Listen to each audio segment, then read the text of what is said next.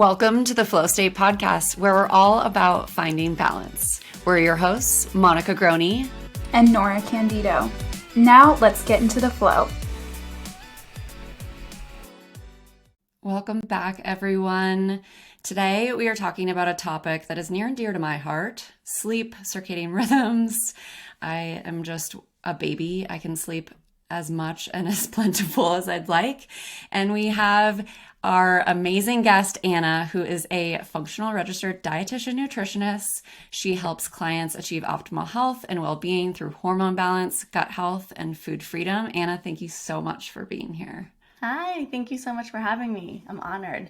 And this is also a topic very near and dear to my heart. I could talk about this all day long. Amazing. So do you want to just share a little bit about your practice, how you got into this with our audience? Yeah, absolutely.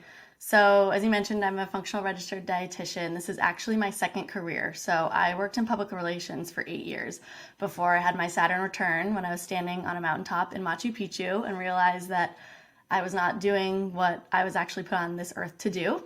So I got home, applied for NYU, and completed a 4-year program there to get my master's in clinical nutrition.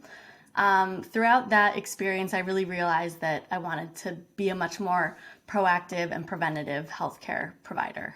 So when I was in school, I started doing just my own research and education. I took Aviva Romm's functional medicine practitioner training. That's kind of when I fell in love with functional medicine. At the same time, I was undergoing my own health issues with SIBO. I was having menstrual migraines. I worked with a functional practitioner to overcome those. And yeah, once I graduated and got my RD credential, I opened my own private practice in Brooklyn, and I've been open for over 2.5 years now, and I love it. I'm like really just so lit up by what I get to do every day. So amazing. That I didn't know that story about you, and that's just incredible. You've literally lived 2 lives. Yes, I have. Yeah. It's never too late to go back. Oh my gosh, I didn't know that either. Yeah. Yeah, we took a class together. It was like an integrative nutrition class. It was like the only kind of woo-woo out there class that NYU offered. And Nora and I were both like moths to the flame with it. It's so true. So true. It was telling. I'm excited because I love hearing you talk about this topic. I've had her come in and guest coach in my group program before too, because she is the circadian rhythm queen and I love hearing it. And it is so important for our hormone health. So I'd love for you let's pretend nobody's even heard of the word circadian rhythm before. I hope everyone has heard of it by this point, but can you just intro like what the heck a circadian rhythm, plural rhythms are? Where do we even get started on this? Yeah, absolutely. So kind of to back up a little bit, circadian rhythm falls under an area that is starting to get a lot more awareness called chronobiology. And that is the study of biological rhythms. So how things like our circadian rhythm affect us as humans and as mammals. So we have a lot of biological rhythms. I know, you both talk a lot about the infradian rhythm. So that's like the menstrual cycle. So an infradian rhythm is something that's longer than 24 hours. An ultradian rhythm is something that's less than 24 hours. So something like our focus cycle. We can actually only focus for about 90 minutes at a time. And then comes the circadian rhythm. Circa is like near, and then dia is day. So it's about a day. So, our sun, we rotate around the sun about every 24 hours. It's actually a little bit less. So that's why our circadian rhythm is a roughly 24-hour cycle. So it literally resets every single morning when you open your eyes and you get light into your eyes. And then it lasts throughout the full day. As the sun sets, it goes, all the way overnight. And then as soon as you open your eyes again, the next morning, it resets again. So that is what a circadian rhythm is. Almost all mammals and plants on the earth have a circadian rhythm that is about that time because of the sun. It's just like how we evolved with, in sync with the sun.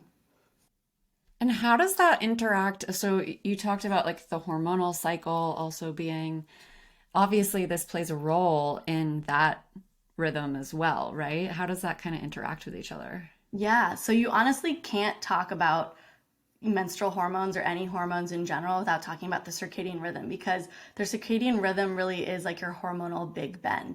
So our hormone production, fluctuation, the sensitivity of our cells to those hormones, the abundance of hormones in our body, those are all on this 24-hour cycle. So things like our HPA axis hormones like cortisol, our growth hormone is secreted at night when we're in deep sleep, prolactin, thyroid hormones, insulin, and then our sex hormones. So, testosterone, progesterone, estrogen, those are all on a 24-hour circadian rhythm. So you literally cannot have balanced hormones or talk about balancing your hormones if your circadian rhythm is out of whack.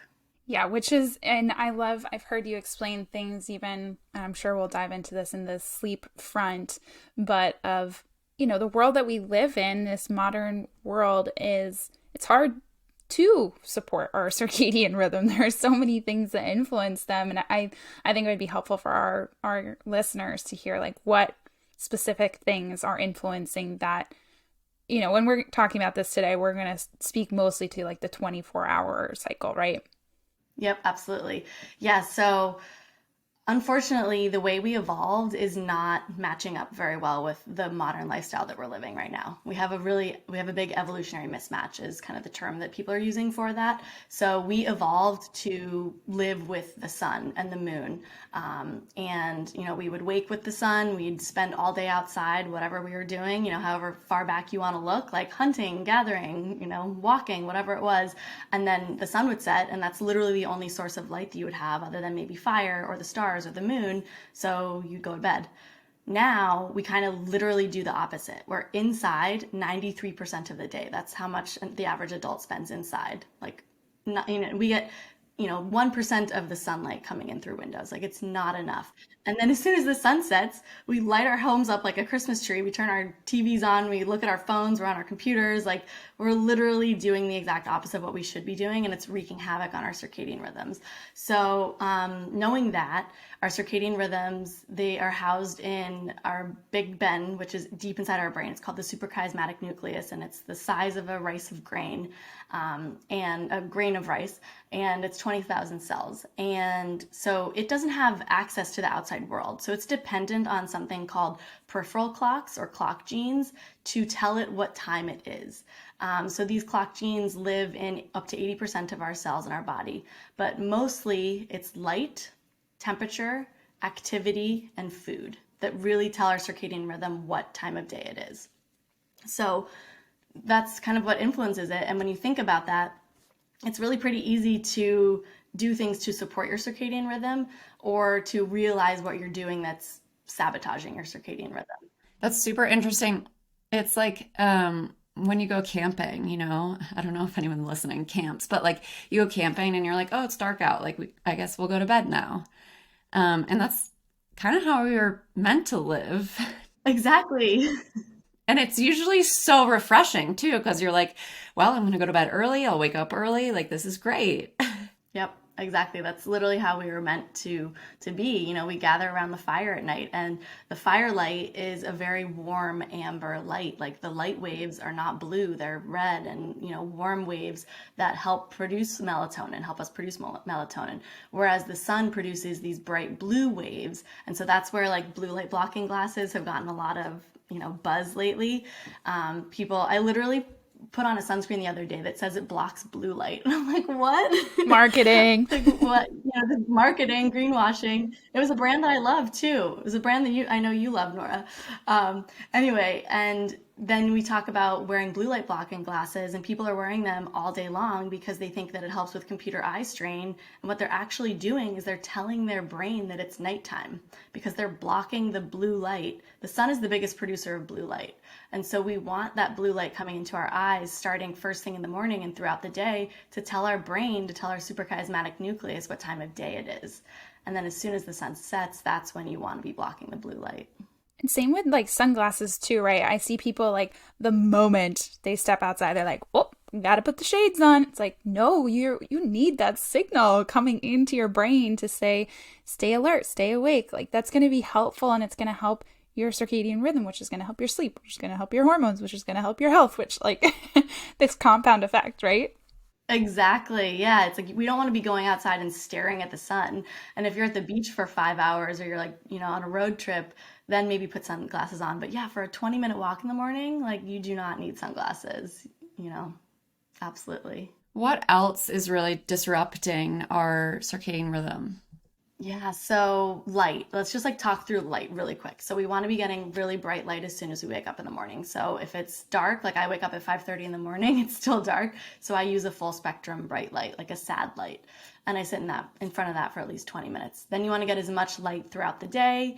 And then as soon as the sun sets, you think low and slow. So like no overhead lights. You want to be turning on like low, Himalayan salt lamps, candles, things like that. So that's light. We want it bright during the day and then dark at night. Food is another trigger. They're called Zeitgebers. They're kind of these like, you know, timekeepers. They tell our body what time it is. I don't speak German, so I'm sorry if I mispronounced that. But the other one is food. And, our digestion is on a circadian rhythm as well. So our digestion really does slow down as we start to produce melatonin. It decreases our gastric juices. It actually does increase the kind of the rhythmic like squeezing of our digestive tract so that we can actually sweep through and digest food. But in terms of our stomach and our salivary glands, those really do slow down as night approaches. So you want to be eating you want to eat with the sun is what I say. So when the sun comes up, have a big breakfast.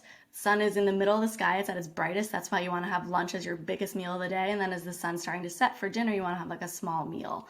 You don't want to be like grazing all day. And, ideally you're not having huge meals at 10 p.m. at night or like snacking at midnight. Obviously that's a whole other conversation if you have a restricted, history with eating.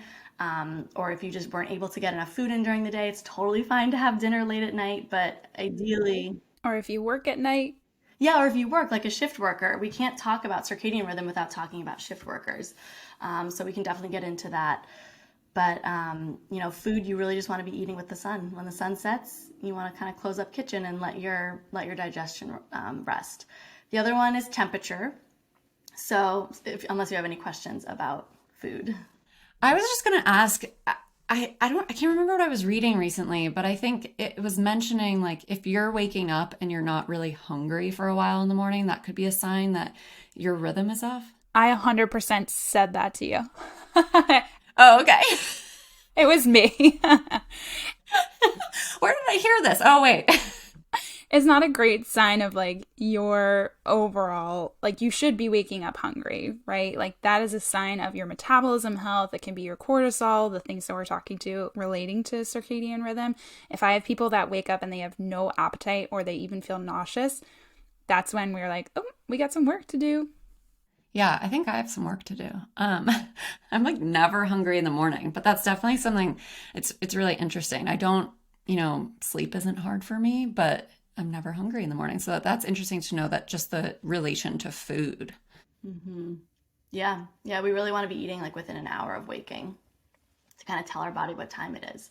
I vividly remember, this like image from In the Flow, and it was like the 24-hour cycle, and it was talking about like, okay, our cortisol starts to rise around 5:30, which is what is naturally waking us up. Like, here's where you most average will have a bowel movement. Here's when it's best timing. You're most alert mid-morning to midday, and when your blood pressure might even be higher, when your core temperature. And I remember that visual just like really, really sticking in my head of there is a reason like we should do different things at different times in the day, and what happens when we don't listen to that and how that can really throw us off.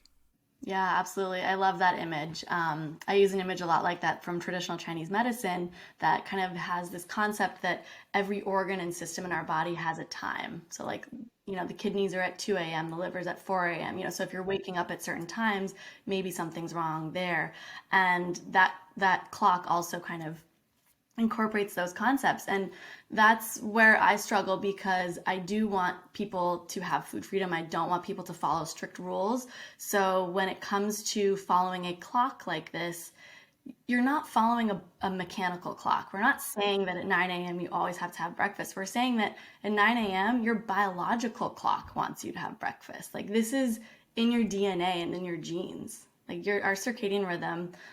If you look at our chronotype, which is sort of the type of, it's hard to explain. It's based on the length of your period 3 gene, and it's when your body wants to wake up or go to sleep. So if you've always been an early bird or you've always been a night owl, then that's your chronotype.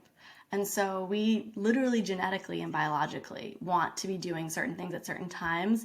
And unfortunately, I feel like in our modern lifestyle, we're just overriding that because of all the shoulds that we should be doing, intermittent fasting or whatever's trendy.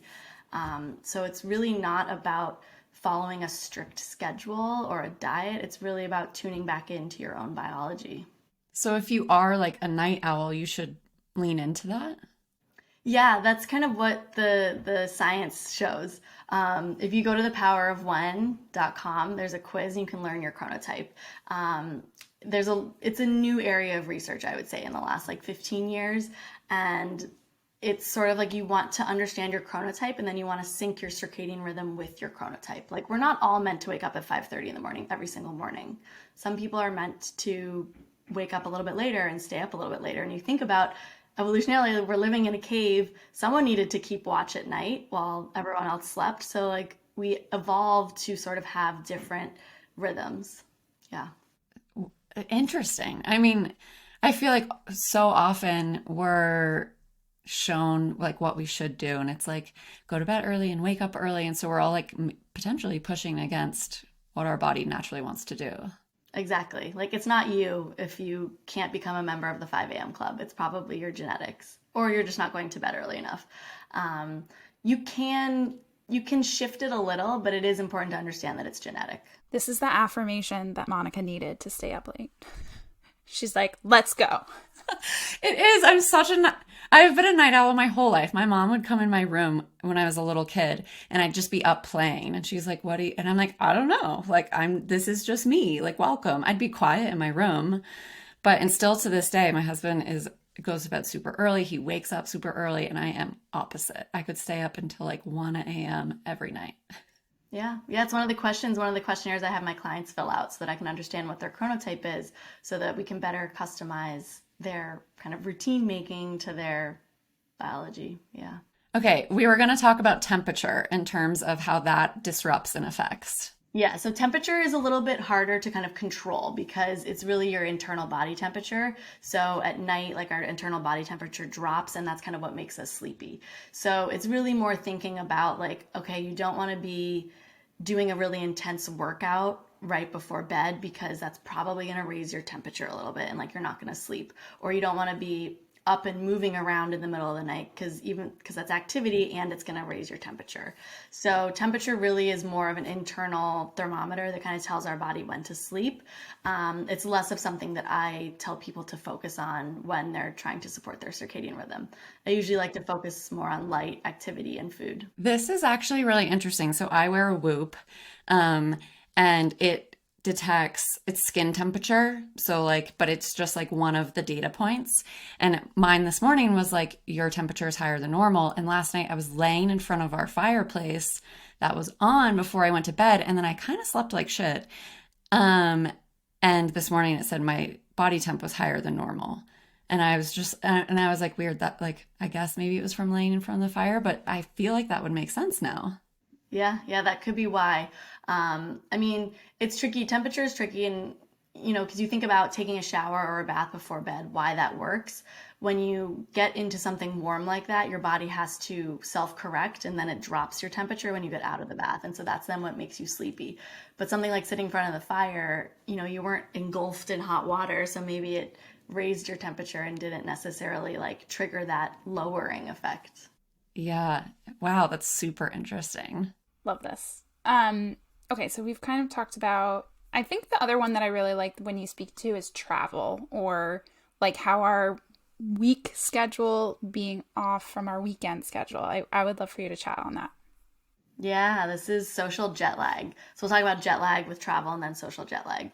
Obviously, we all have, flown across the country or in different time zones and felt really off. And that is your circadian rhythm being out of whack. So, when your body is used to thinking it's the sun rises at 9 a.m. and then all of a sudden you get on a flight and like 9 a.m. is now all of a sudden the middle of the day where you are, your body can get very confused. And that can just make you feel groggy, you get brain fog, little, GI distresses, things like that. Usually our body gets back on to the new time zone at about an hour a day. So that's kind of just something it's one of the perks of global travel now, is that we experience that. But what's really unfortunate is that a lot of people are giving themselves jet lag every weekend. This is called social jet lag. So if you're going to bed at 10 p.m. Sunday through Thursday, and then the weekend rolls around and you go to bed at 2 a.m. and you sleep in until like noon the next day, by Sunday night, your body thinks that it's in a different time zone. And so you're trying to go to bed again at 10 and it's like, wait, but we went to bed at 2 nights in a row. So like I'm thinking it's, not bedtime yet. So that was me in my 20s. I was out till 4 a.m. in New York partying on every weekend, and then I'd try to go to bed early during the week. And that inconsistency is not what your circadian rhythm wants. Our circadian rhythms thrive on consistency. So going to bed and waking up around the same time, like within an hour every night. Yeah, and I feel like too, when, on weekends like that, I know in my 20s, it wasn't just the sleep schedule changing, but it was like also the eat schedule changing. You're adding alcohol in, like all of those things, I'm sure play some kind of role. Absolutely. I feel like this is a perfect transition. So, outside of trying to go to bed around the same time, waking up around the same time, what are some other really tangible things that people can do to support their circadian rhythm? Yeah, so thinking back on the light. So the moment you wake up, you open your eyes in the morning, you want to get bright light into them. So whether that's a bright spectrum, a full spectrum light, you want at least 10,000 lux, or going outside and getting some sunlight in your eyes right away. And then getting as much light during the day. So sitting by a window if you can, going outside without sunglasses for lunch, something like that. And then also watching the sunset can kind of help prepare your body for like the transition into night. Drinking water before coffee, like this is a hashtag that I'm going to make happen. Water before coffee. That was the only reel that I had that went semi-viral. I explained the benefits of this, and Nora mentioned earlier that our cortisol starts to increase around 5:30 in the morning, and so we want cortisol to be rising naturally the first like hour and a half of your day, because that's what's going to wake you up naturally. If you reach right for the coffee when you're waking up, then the coffee sort of artificially raises your cortisol. Not to mention if you're drinking coffee before you have breakfast, then that also can raise your cortisol. So it just messes with your cortisol's diurnal rhythm. So drinking water for like at least an hour and a half before you have caffeine. The other thing is to only wear blue light blockers at night if you have to be on your screens and computers. Do not wear them during the day. The American Academy of Ophthalmology does not recommend blue light blockers for computer eye strain. They've done a lot of studies and they say it doesn't help. So anecdotally, if it helps, then go for it. Just make sure you're taking them off when you go outside and you're still getting light. Fasting overnight, so like a circadian fast. This isn't a 16-hour fast. I'm literally talking about like 12 hours. So finish dinner at 7 p.m. and then have breakfast at 7 a.m. the next day and give your digestion that time to rest. And then we all know we should be going screen free for like at least an hour before bed. And that's because of the blue light. So those are sort of the main and easy things to do throughout your day that I feel like you don't even have to think about once they become part of your routine, that will really support your circadian rhythm. Yeah, one of the things that you talked about recently too, I think it was in your Thrive challenge, was seeing the sun go down. And I definitely heard like go outside, get sun in your eyes when you wake or when the sun's coming up. But I think that was really interesting to kind of like, and it's just so good for our mental health to take a pause and be like, oh, look how pretty this is. It's usually pretty like beautiful, and is a really nice part of the day to go outside. But that's something that I've definitely added in recently is thinking about like, oh, the sun's going down. I should take a minute. Yeah, absolutely. It's just such a nice way to bookend your day. It's like sunrise, sunset. If you are up enough early enough to watch the sunrise. The one I like the no screens an hour before bedtime, and I also add like an hour when you wake up, trying not to go on your screens first thing in the morning too with the cortisol. It like actually changes our brain waves and can put us right into that kind of fight or flight mode where if you ease into the day, you have a little morning routine. You have your breakfast, then you have your caffeine, and then you settle in and start working or check your email or check social, whatever it is. Trying to give your body that time in the morning too, I think is so important. Yeah, I think we can all agree that checking social first thing in the morning just puts you in this like reactive mode that is not good for your rest of your day. Like creativity goes out the window. You're just feeling like shit about yourself.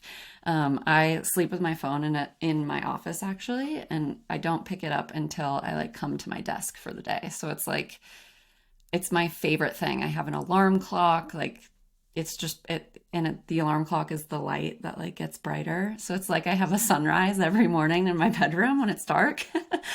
I think that's like my favorite routine. It's just no phone in the bedroom. My husband still sleeps with his in the bedroom, and I don't like it. Yep, same. Yeah, I put mine in my office drawer before bed. I love it. Yeah. So much goodness. I think one like really big question that is inherent when we talk about sleep is melatonin. And I think there's a lot of like maybe myths or everyone thinks they should be taking melatonin. People, it's over the counter, so you're just willy-nilly-ing it. I would love to hear kind of your stance on it, just in general. Is it something that you recommend? Why or why not? Yeah, such a good question. There have been a lot of articles lately about melatonin, and I'm glad that it's getting a little bit more awareness because it's definitely being overused in the US. It's a hormone. We're literally taking a hormone that's over the counter. I believe that the US is the only country that you can take melatonin without a prescription. People are starting to give it to their children. Like it's just, I think it's getting a little overused. I am supportive of it if it's used kind of correctly under supervision and if you're using a very high quality melatonin supplement. So I recommend melatonin if you're traveling and you're jet lagged and you just like really need to get some sleep and you want to get your body back on the new time zone that you're going to be on, then I recommend like literally starting with just zero point 0.5 milligrams. Women, there's been a lot of research of women undergoing IVF that it can be beneficial to take melatonin supplements leading up to egg retrieval and then into the transfer. On the flip side, though, you do not want to use melatonin if you are trying to conceive naturally because it can affect your ovulation. It's been shown to do that. So, Wait, that's so interesting. Can we talk about that? Like why for IVF but not for natural?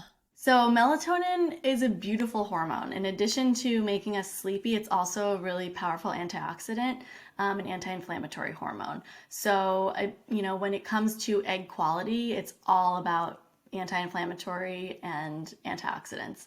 So that's kind of the thinking is that it's really going to make the quality of your eggs much more, just high quality for that egg retrieval, along with a lot of other supplements that we don't need to go into. But that's kind of one of the reasons. I think the biggest difference with like IVF is timed. So it's for the egg retrieval where like it's going to help boost the quality of the eggs. But if you're trying to conceive naturally and you're pregnant and then you continue taking melatonin, that's where it can mess with things. I think we talked about this a little bit in the customer Q&A episode because I was saying like the leading up to the preconception time period, it can be really important to help just boost the egg quality, like Anna was saying, but you don't want to be pregnant and taking melatonin. So it's tricky because you might not know that you're pregnant until you're really like 6 weeks pregnant, right? Like most people, you don't think anything's different unless you don't get your cycle. So that's why like I would do timing specifically around that. So can be beneficial IVF, probably same for egg freezing too, because you want to freeze high quality eggs and then naturally, just because you don't want it during pregnancy. Yeah, and it's been shown to kind of affect timing of ovulation Okay. because it's a hormone. You want everything just running the way that it should be. Yeah. So, and unfortunately, people are using like 5 milligrams, 10 milligrams. So they're really overusing the amount of melatonin that people are taking. I've had clients who come to me and they're already taking 10 milligrams every night. And the only amount that's been studied safely is 5 milligrams. So I'm like, why are there even supplements out there that are 10 milligrams? Um, I mentioned people are giving it to their children. And then also there was a study that showed that some melatonin supplements contained almost 500% higher levels of melatonin than was on the label. So it's a little tricky because our body, teeny tiny micrograms is what we're actually producing. So then when you give it like 5 milligrams, it's too much. So I'm supportive of it in, those careful areas that we talked about, but I really think it should not be a substitute for sleep hygiene and doing the things to support your circadian rhythm and doing the things to get your body producing melatonin naturally, because that's going to be so much more powerful for you than just taking an exogenous hormone. Interesting. One of the things that I've been hearing about lately, and I actually have been including in my routine a little bit, and I'm just curious to hear your perspective on, is tart cherry juice, because it has like a natural ability to boost melatonin. What's the story? This is so interesting. It's so funny. I literally saw an Instagram reel a couple days ago about this, and I'd kind of heard, inklings about it. I've come across it in my own research, but I've never really dove into it, and I did in preparation for this. And I wouldn't say I'm a convert. I haven't tried it yet, but the research is starting to be there. They're very small studies. So most of the studies that were mentioned in the articles that I read included like 20 people, and they drank 1 ounce of cherry juice 30 minutes before bed. And they did see elevated melatonin levels because tart cherry juice does contain melatonin. It also contains tryptophan, which is the amino acid precursor that we need to make melatonin. So, 20 people, okay. Another study had 8 people, but they were over 50 and they had chronic insomnia already. And they were drinking 1 cup, so 8 ounces of tart cherry juice in the morning and in the evening. And, Nora and I as dietitians are probably going, oh, that's so much sugar. These people might have been sleeping because they were just in a blood sugar coma. So it did improve their sleep time. So I think it's something worth trying out. I personally wouldn't ever recommend more than the 1 ounce before bed, probably mixed with something yummy to drink it with. Yeah, I've been drinking it so I just do like a splash in my Maria at night, and it makes this like, I feel like you got to have some variety, so it makes it taste different. And Maria, for me, like the magnesium in it definitely kind of can ease me into my bedtime. So that's what I've been doing, and it's mostly just to like switch up the flavor of Maria. But I'm like, hey, if there's like a little extra boost for my melatonin in here too, that's great. I make gelatin homemade gummies with tart cherry juice for like gut health, because it has the L-glutamine in it. It can be really helpful. And tart cherry juice is actually a really high source of what are called polyphenols, which is really helpful for this specific type of bacteria in our gut that's helpful to protect our gut health too. So I like tart cherry juice for that reason too, but I usually recommend people, one, we're looking for like 100% juice. We're not looking for juice cocktail or something that's added sugar. There's enough natural sugar in there, even though tart cherry juice or even cranberry juice can be bitter for some individuals, but using it like a concentrate, like we're talking about. I love that. Yeah. And same with melatonin. It's like it shouldn't be used to overcompensate for bad sleep hygiene or for like being on your screen right up until you're going to bed. It's like focus on those basics first before you try to kind of add in other stuff. Yeah, awesome. In general, though, like what are recommendations for how much sleep we should be getting in? Like, is this something that as we age, right, children need a lot more sleep than adults, and older people typically sleep more as well? What is that recommendation? Yeah, yeah. Our sleep needs do change over our lifespan. So adults, so aged between 18 and 65, we need about 7 to 9 hours of sleep. Any less than that, and also more than that, have kind of been associated with adverse health effects.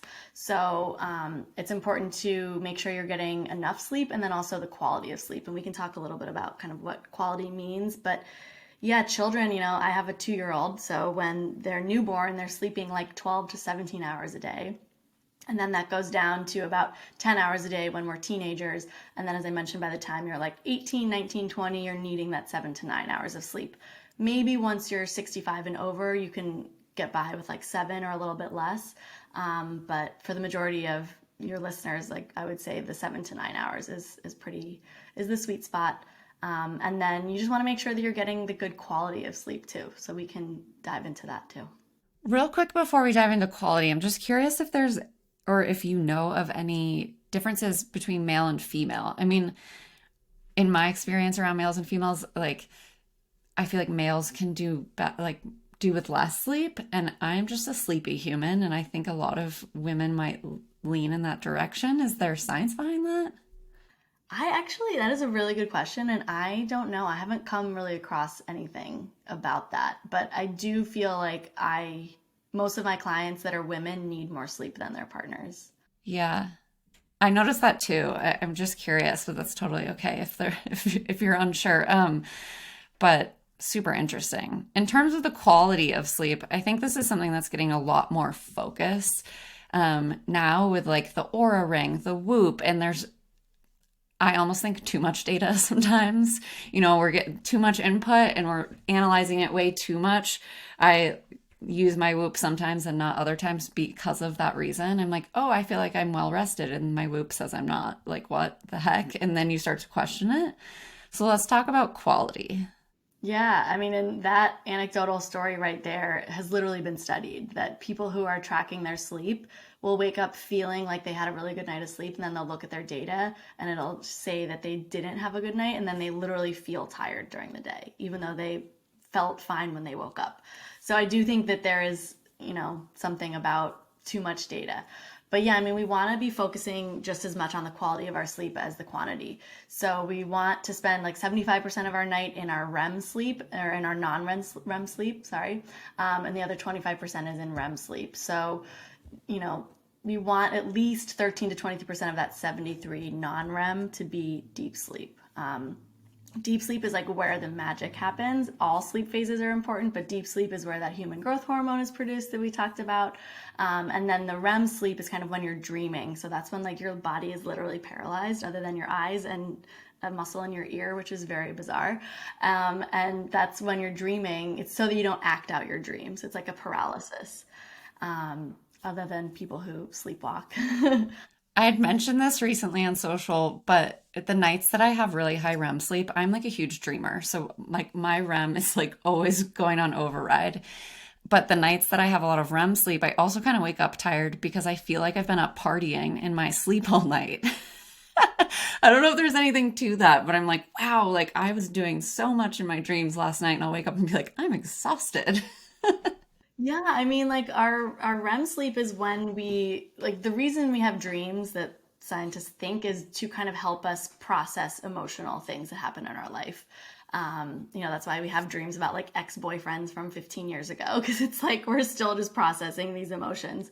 So I do think that that can be a little exhausting, and it's probably also cutting into a little bit of like your deep sleep potentially. And the deep sleep is where like the glymphatic system in our brain is where it really just like washes out all the beta amyloid plaques and like cleans our brain. And so you might be cutting into your deep sleep a little, just enough so that you're not getting that like rinse and repeat cycle quite as much as you need.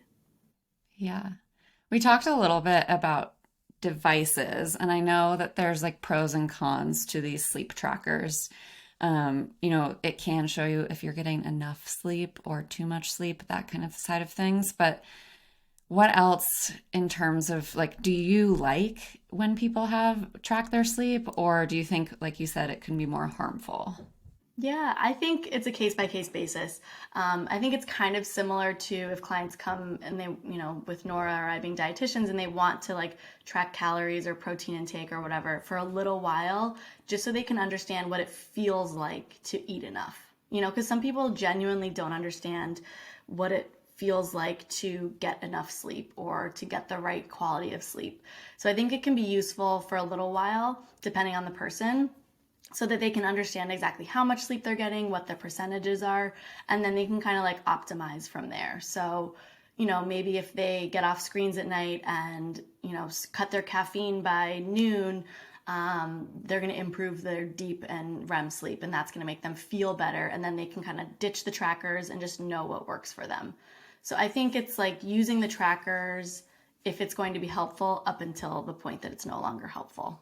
I like data too, like a lot of us here, but I encourage people to look at it as purely what it is. It's just information. But if you're waking up and you feel good, you feel energized, you feel rested, you can't recall waking up in the night, like go based on how you feel versus what something says, right? Like we do tests, we do labs, we do things, but you have to look at that whole person. You can't just go based off of what a device or a report is saying about you. Yep, 100%. 100%. One of the last things I want to touch on is a lot of our audience is our moms. And Anna, you're a mom. And I think that sleep can get tricky. I'm not a mom, so I don't know. I had a puppy once and, that was hard, but not comparing motherhood to having a puppy, but the sleep, I can't imagine doing it long term. So, do you have any tips or thoughts on getting sleep when, it's just not a reality? Yes, it's really tough. I'm not going to say sleep when the baby sleeps because I didn't really find that to be very helpful because I've never been very good at napping. But I think for me, what was really important, and I'm just like you, Monica, like I could sleep 9 hours every night if I really wanted.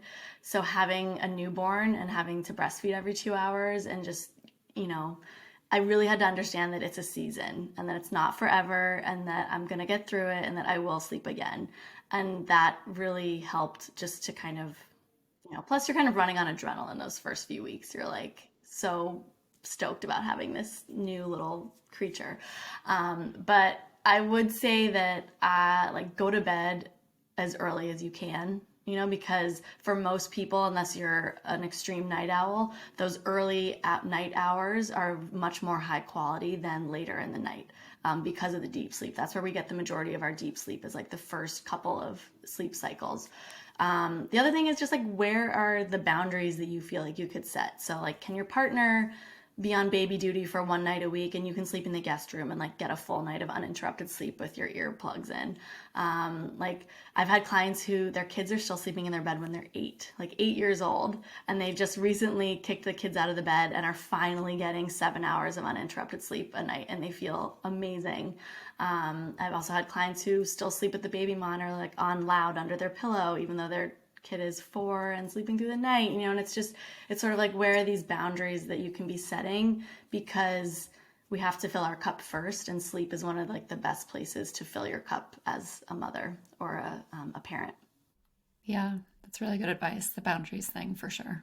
Yeah, it's tough. Like I get it. I'm always, I used to always sleep with one eye open like a dolphin and listening for phantom cries. And if your kid isn't a good sleeper, that's also really tough. So just getting support where you can, send the kids to grandma's one night a week so you can get a good night of sleep. Yeah, that sounds like a vacation for some parents, I'm sure.